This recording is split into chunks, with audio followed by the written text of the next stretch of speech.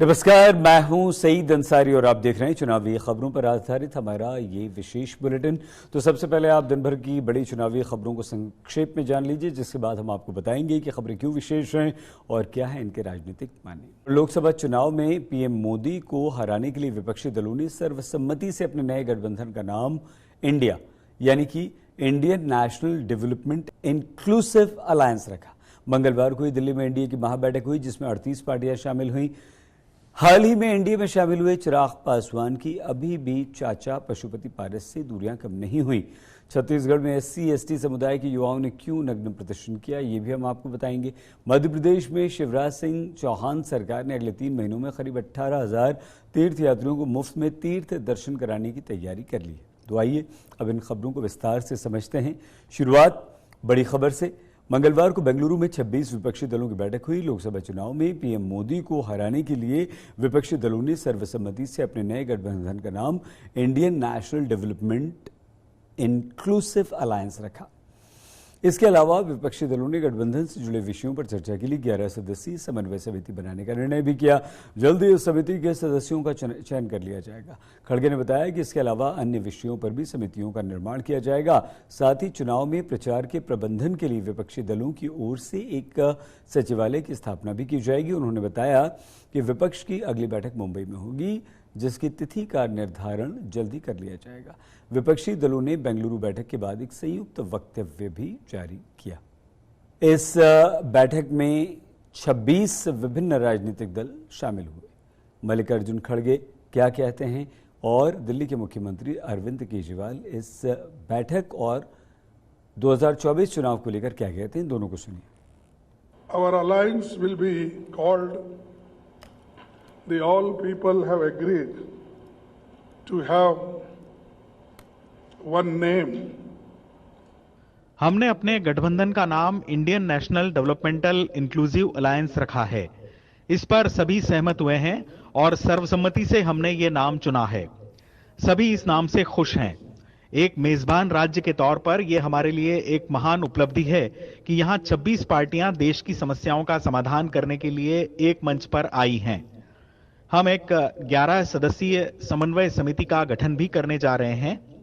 इन सभी सदस्यों के नाम जल्द ही घोषित कर दिए जाएंगे। हम अगली बैठक जल्द ही मुंबई में करेंगे। इसकी डेट भी अनाउंस की जाएगी।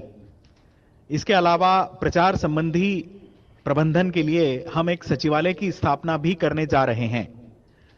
साथ ही अन्य विषयों पर भी हम अलग अलग समितियों का गठन करेंगे। हमने आज की बैठक में एक संयुक्त वक्तव्य भी जारी किया है, जो जल्द ही आप लोगों के पास होगा। हम मुंबई में अगली बैठक में दोबारा मिलेंगे, जिसकी डेट्स जल्द ही घोषित होंगी। आज से 9 साल पहले इस देश के लोगों ने नरेंद्र मोदी जी को भारी बहुमत देके जिताया था।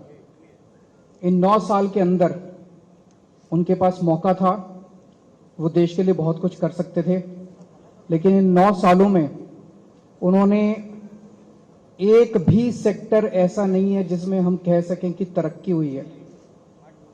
हर सेक्टर को बर्बाद करने में उन्होंने कोई कसर नहीं छोड़ी। इधर मंगलवार को ही दिल्ली में एनडीए की महाबैठक हुई, जिसमें 38 पार्टियां शामिल हुई। इस बैठक में प्रधानमंत्री नरेंद्र मोदी और बीजेपी के राष्ट्रीय अध्यक्ष जेपी नड्डा समेत गठबंधन के कई दिग्गज नेता शामिल हुए। इस बैठक में विपक्ष के नए गठबंधन से निपटने की रणनीति और 2024 के लिए किस तरह जीत की संभावनाएं बनाई जाएं, इस पर विचार हुआ। एक तरह से एनडीए श्रद्धेय अटल जी की एक और विरासत है जो हमें जोड़े हुए है। एनडीए के निर्माण में आडवाणी जी ने भी बहुत अहम भूमिका निभाई थी और वो आज भी हमारा मार्गदर्शन कर रहे हैं। लोकसभा चुनाव से पहले एनडीए में शामिल हुए चिराग पासवान। चुनाव आज तक से विशेष बातचीत में चिराग ने कहा कि उन्होंने एनडीए के सामने हाजीपुर लोकसभा सीट से चुनाव लड़ने की इच्छा व्यक्त की है। उन्होंने कहा कि हाजीपुर सीट उनके पिता रामविलास पासवान के नाम से जानी जाती है। दरअसल हाजीपुर सीट रामविलास पासवान की परंपरागत सीट रही है। फिलहाल इस सीट पर पशुपति पारस सांसद हैं, जबकि रामविलास पासवान के बेटे चिराग जमुई से सांसद हैं। वहीं एनडीए चाहती है कि एलजेपी एक पार्टी बनकर लड़े, लेकिन अभी इस बात की संभावना नहीं दिख रही क्योंकि चाचा भतीजा के बीच मतभेद बना हुआ है। पशुपति पारस ने चिराग के साथ आने से जुड़े एक प्रश्न के जवाब में कहा कि दिल कभी टूटकर नहीं जुड़ता। तो दोनों चाचा और भतीजे अलग हो गए थे। पहले रामविलास पासवान मंत्री थे, फिर उनके निधन के बाद पशुपति पारस यानी कि उनके भाई चिराग के पासवान मंत्री बन गए। अब चिराग भी एनडीए में आ गए हैं, पशुपति पहले से हैं, लेकिन दोनों के दिलों की दूरियां कम नहीं। दोनों को सुनिए। दल टूटता है तो दल जुट जाता है। जैसे लालू जी और नीतीश जी अलग अलग हो गए थे तो दोनों फिर एक हो गए। तो दल टूटता है तो दल जुट जाता है, जब दिल टूटता है तो दिल नहीं टूटता है। बिगड़ी बात बने नहीं लाख करो किनको, रहीमन फाटे दूध को मथे न माखन हो। जब दूध फटता है तब लाख कोशिश करोगे तो मक्खन नहीं होता है। और कुछ हमारी मजबूरियां हैं, पारिवारिक बात, जिसको मैं प्रेस मीडिया में ओपन नहीं कर सकता हूं, इसलिए हमारे परिवार के लोग इस पक्ष में नहीं हैं। जिस परिवार से आता हूं वहां पर ऐसे फैसले बड़ों के द्वारा ही लिए जाते हैं और मुझे लगता है मेरे चाचा ने ये फैसला कई बार न सिर्फ लिया है बल्कि इसकी घोषणा भी उन्होंने कई बार की। उन्होंने तो यहाँ तक कहा कि सूरज पश्चिम से उग जाएगा पर चिराग के साथ मैं कभी नहीं जाऊंगा। हाल फिलहाल में भी जब केंद्रीय गृह राज्य मंत्री आदरणीय नित्यानंद राय जी गए, उन्होंने उनसे बातचीत की, उस वक्त भी उन्होंने पूरी तरीके से इस बात को नकारा कि ऐसा कोई समझौता संभव ही नहीं है। तो जब घर के बड़ों ने ही ये फैसला ले लिया तो मेरी हामी का या मेरे इनकार का कोई मायने ही नहीं बचता। चुनावी वर्ष में छत्तीसगढ़ में कथित तौर पर फर्जी जाति प्रमाण पत्र के आधार पर नौकरी कर रहे लोगों के विरुद्ध कार्रवाई न करने को लेकर SC/ST वर्ग के युवाओं ने नग्न प्रदर्शन किया। इन लोगों का कहना है कि वर्षों पहले छत्तीसगढ़ हाईकोर्ट ने SC/ST समुदाय के पक्ष में निर्णय सुनाया था, लेकिन फिर भी कोई कार्रवाई नहीं की गई, जिससे नाराज युवाओं ने छत्तीसगढ़ विधानसभा के बाहर विरोध प्रदर्शन किया। छत्तीसगढ़ में मंगलवार से शुरू हुए विधानसभा के मानसून सत्र के बीच इस प्रदर्शन ने भूपेश बघेल सरकार को प्रश्नों के घेरे में ला खड़ा किया। बीजेपी नेता अमित मालवीय ने ट्वीट करते हुए कहा कि कांग्रेस और भूपेश बघेल ने एक बार फिर SC/ST समाज को ठगने का काम किया। वहीं पूर्व मुख्यमंत्री रमन सिंह ने कहा कि छत्तीसगढ़ सरकार ने युवाओं की बात नहीं सुनी, इसलिए मजबूरन उन्हें ये अपनाना पड़ा। यहाँ ये जो युवा आपको दिख रहे हैं, ये उसी बात का विरोध कर रहे हैं।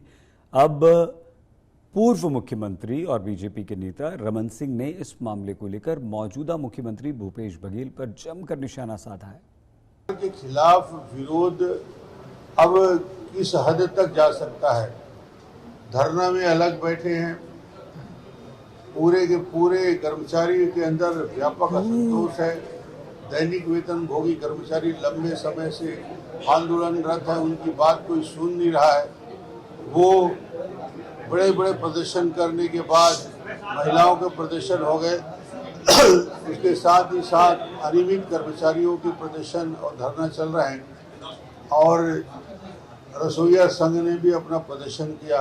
ये व्यापक असंतोष पूरे प्रदेश में फैला हुआ है और आज तो सारी सीमाएं तोड़ दी। सरकार के प्रति नाराजगी का इजहार करने का इतनी बड़ी संख्या में 200-250 नवयुवक कपड़े उतार कर SC/ST आरक्षण में गलत नियुक्ति का विरोध कर रहे हैं।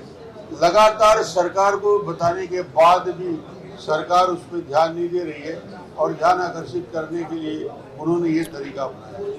मध्य प्रदेश में शिवराज सरकार की मुख्यमंत्री तीर्थ दर्शन योजना चुनाव से पहले शुरू हो सकती है। सरकार ने अगले 3 महीनों में करीब 18,000 तीर्थयात्रियों को मुफ्त में तीर्थ दर्शन कराने की तैयारी की है। रेलवे ने सामान्य ट्रेनों में गर्म खाना पेंट्री सर्विस को पूरे देश में बंद कर दिया, लेकिन तीर्थ दर्शन ट्रेनों में ये सेवा चलती रहेगी। राज्य सरकार के अनुरोध पर रेलवे ने ये निर्णय लिया है।